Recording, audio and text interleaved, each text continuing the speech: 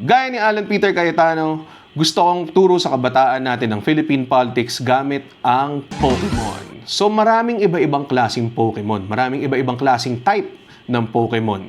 Merong fire type tulad ni Charmander, electric type tulad ni Pikachu, flying type tulad ni PG. Sobrang dami pa. Meron pang fairy type, dragon type, psychic type, fighting type. Sobrang daming iba-ibang klase. Ganon din ang Philippine politics. Maraming iba-ibang klaseng tao. Merong kakamping, merong BBM, merong DDS. And I think ang magandang comparison na type sa DDS is fighting type. Fighting type kasi tignan mo sa symbol pa lang, fist. Parehas na parehas. Tapos lahat ng types ng Pokemon, meron silang weakness na type. Like kunwari kung fire type ka, ang weakness mo water. Ground type, ang weakness nila is grass.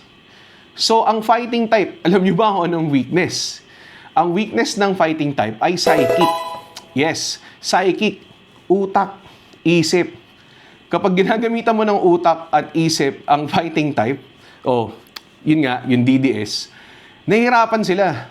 It's super effective.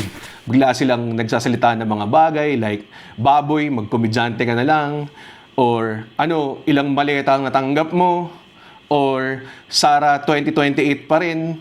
Kaya nga yung mga binoboto nila, ayaw na ayaw rin gumamit ng utak tsaka isip.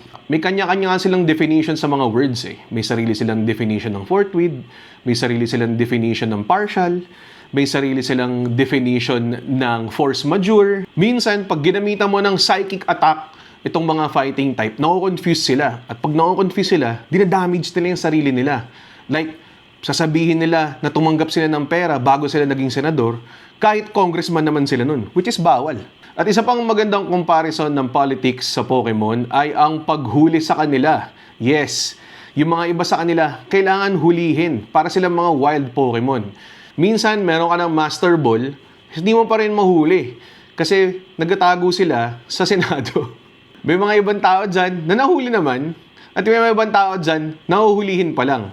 Yung mga iba naman, dapat huhulihin pero tumawid sa kabila kaya hindi mahuli. At pagkatapos ng lahat, kahit anong mangyari, parang Pokemon din talaga. One ultimate quest remains para sa mga kriminal na to. I mean, sa mga Pokemon na to. You gotta catch them all.